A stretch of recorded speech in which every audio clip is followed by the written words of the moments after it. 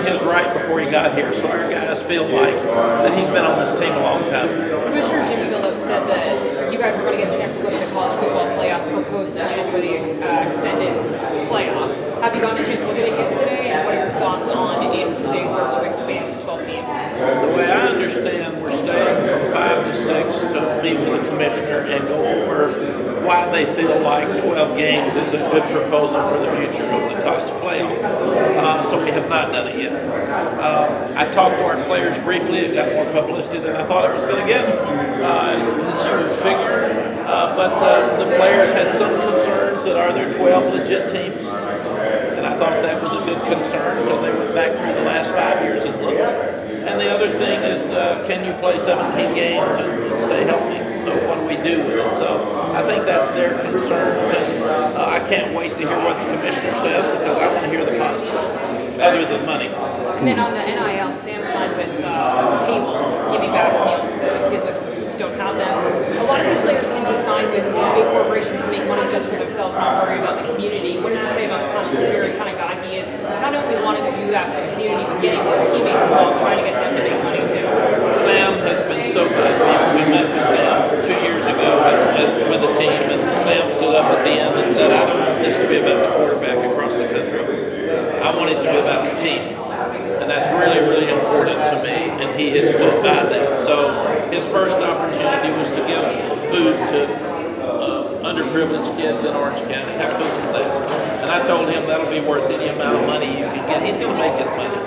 And now he's trying to work with our athletics department to make sure that whatever the group licensing does, you can refuse to let your jersey be involved. You can refuse to let anybody have any money but you. He is saying, I want the money to be spread out with my teammates. So we're so lucky, and I think that will be the reason our locker room is going to be good, because the most valuable player in our locker room is giving. And he's taken what could have been, and he's doing it for charity. He's doing it for them. He's doing it for the best of the team. Coach, how do you see Sam grow as a leader and as a quarterback? Confidence is really important to all of us, and lack of confidence is like it's a detriment. And he is so confident right now. He knows that he's one of the hardest workers on our team. He knows he's really good. He knows he's got a tremendous future ahead of him, and he doesn't run scared from those opportunities. He embraces them and competes moving forward. And I think that's the biggest thing. He's got control right now of a lot of people in that locker room in a positive way. Sam said a lot of the skill position guys have a chip on their shoulder because more people are talking about the guys he lost instead of the guys that are coming up. What have you seen out of that group and their determination to try to fill those roles of the guys lost? Here on our team, a lot of guys have a chip on their shoulder because they're tired of talking about guys that aren't there. And they actually played in the bowl game without most of those guys. So they know who we can be. And the other thing is, 2 years ago, nobody knew who Javonte Williams was. The Ami and Daz, everybody was yelling at them because they were dropping balls. So we'll probably be more like that. There will be more unknowns in this receiver and running back room than there were last year, obviously, but 2 years ago it'll be more like that. But you've got guys that have been fighting for the 2 years we've been here, some for 3 and 4 years, like Antoine Green, who broke his leg to get their opportunity. And man, they can't wait, so they are competing so hard. And like I said a few minutes ago, we've got to take those 16 receivers and get it down to 6 that can play. We've got to take those 6, 7 running backs and get it down to 3 who can play. And that's our job as coaches. Coach, is this a national championship ring? I gotta ask. Is this the national championship? Is this a place to kind of show that stuff off? I mean, is it kind of like, hey? It's one of those things you kind of like to have. I mean, have you seen it? Oh my God! I mean, have you seen it? Right? That was pressure. Last year, playing against Miami, I got 600 yards. Never seen it. Do you feel Miami's going to be a little more determined to come to your neck of the West? Yeah, I'm like shaking. I think we will be a team that will be circled by everybody. We've been a media darling, so everybody's liked us. They've thrown so much sugar on us and said we're going to get some of it off, like I said before. So Miami was motivated this year because we beat them 28-24 the year before in a come behind, had to make a 4th and 17. Miami's a great team, man. He does a tremendous job, but we didn't beat Florida State. We didn't beat Virginia. I mean, we have a lot of work to do to get to where our publicity says we are. So we understand that everybody will be gunning for us. Virginia Tech's going to be excited about us in that opener, and that's the only game we're talking about. I want to ask you a question about in the Orange Bowl, you guys play really good against Texas A&M. What do you see after that game when you become leaders in the Yes, we lost 4 of our 5 best players for the game, and then we lost 1 of them after we put in the game plan. So the offensive staff did a tremendous job, and Sam of trying to get a lot of different formations and seeing what we can do to try to win the game. I thought they did that. Coach, you mentioned being a media darling. You at Texas now handled it, won a national championship. What do you do to keep these kids focused and just kind of looking at just the next week? We talk about your 1% of our production, so you make your 1% better. Don't think about anything else. Don't talk about anything else. You make yourself better. I got to make myself better. I got to be the best coach I've ever been. Our staff has to do the best job they've ever done. So let's quit talking about the end results and let's talk about the day-to-day production. Hey, Coach Brown, coming off of the last season, or not last, that 96-97 season went 10-2, and now it's probably the most hype coming into a season you've had since then. What are some lessons you maybe learned from 96-97 going into 97-98 that will help you with this season? I think the biggest thing I've learned after 32 years is that nothing's ever guaranteed, and about the time you think something's going to happen in sports, it doesn't. After 2-0, I thought the Suns were going to win. And then I see the big guy go down with a hurt knee, and I said, oh, listen, this is over. And look at it last night. I stayed up really late because I said, are you kidding me? Really? So what you got to do is you got to do the best job you can do every day. You don't have a day off. You don't have a minute off. And about the time you start feeling pretty good about yourself, somebody's going to remind you you're not. And like I said, we are circled on every board for everybody that we beat last year. We got it. We understand that. So it's time for us to grow up and play up if we're going to talk about it. Some trepidation of your players not wanting more games. When you've had the conference singularly dominated by one school, would you think that the playoff could bring help to a school like yours and to the conference, or is that something that doesn't factor into your players? Yeah, I don't think you understood what they said. They didn't say specifically they didn't want more games. They did say that they don't think there's 12 teams that can win the national championship. And they're probably right if we go back and look at it. It's been that way over the last 5 years. But I do think they would like to understand if you start on August 4th and you finished in February or late January, what about vacations? What about the Christmas holidays? I do think that the NIL was thrown on us without many guidelines. Transfer portal was thrown on us without many guidelines. 12-game playoff was thrown on us without many guidelines. I'd like to understand what that means. Now, supposedly at 5 o'clock today, the commissioner's going to talk to us about more about what that means.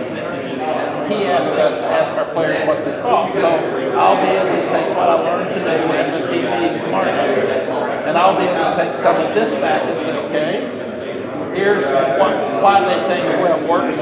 Talk to them. Did you see Dabo's comments about? He basically said the same thing. You guys had asked him if you talked to him about that. But Dabo's been winning all of them. He shouldn't want to keep it like it is. You said you had Murray and Ra might be physically ready to play the college game, but what steps do those guys and the incoming freshmen need to take to be productive for you guys? I do think when a freshman comes in January now, he's like a sophomore, or at least a redshirt freshman by the time he plays in the fall.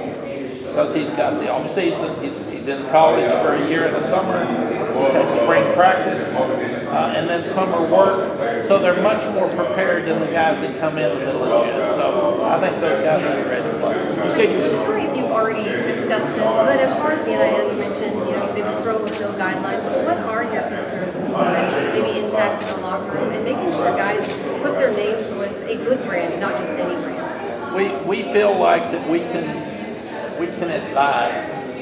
So when they're looking at agents, they have to be licensed in the state of North Carolina. So we have a process of marketing agents and the NFL agents. And we can tell them, stay away from this guy. He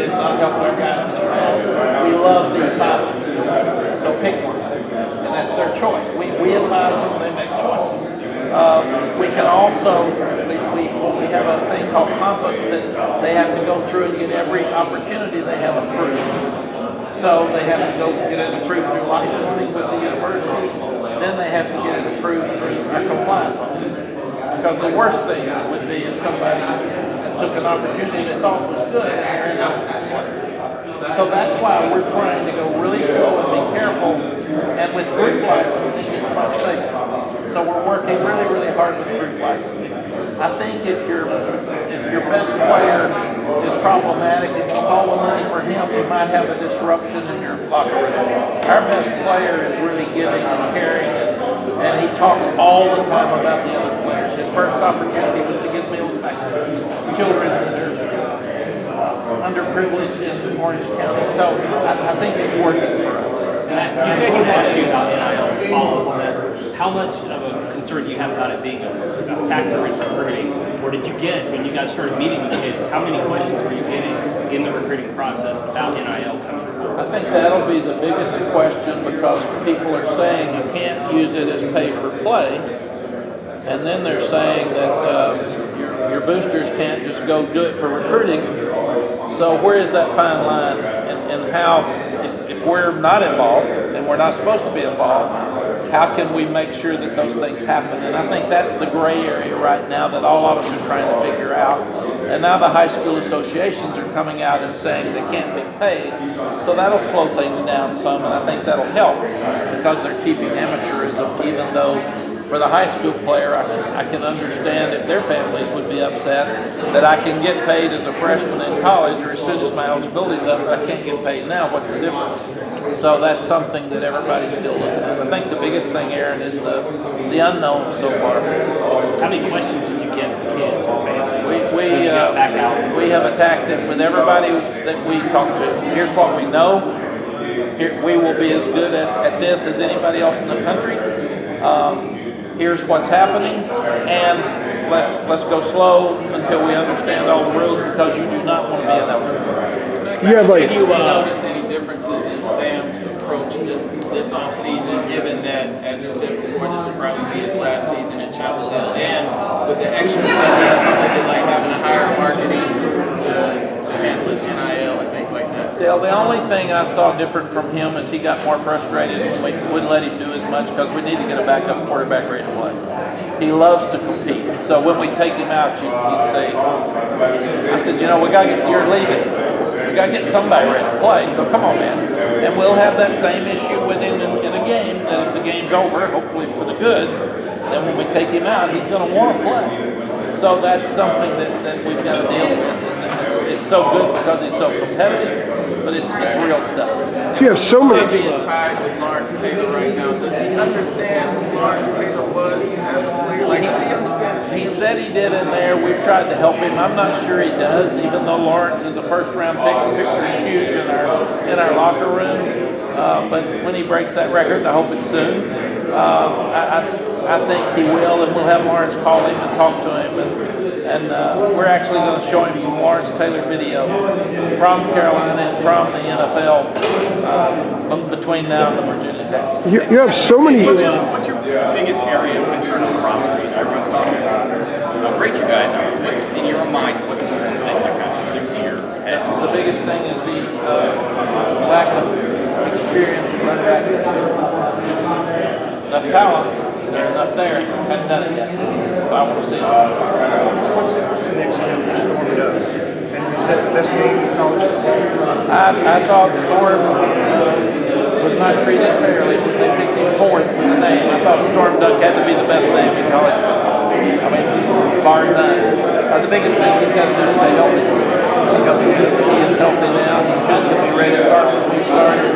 But he missed all of last fall, except for a game and a half. So you got to stay healthy to play this game. That's his only concern. He'll be a draft choice if he can stay healthy. You've got a ton of. He was smart, but they want to play. So he was very frustrated. You've got a ton of work to do to meet the preseason height. On the defensive side of the ball, is there a certain aspect of the area that you're referring to there needs to work? We're better. We're more talented. We're deeper. We're young with some of that depth. So we've got to start playing like we look. and we've been a good defense. We've been good on special teams. We've kind of been middle of the league. It's time for us now, if we want to be as good as anybody in the league, to start being the best defense in the league. And we haven't done that yet. So it's time for us to do it and quit talking about it. You have a lot of young guys in your roster, but you have a healthy handful of guys that have played a lot of football.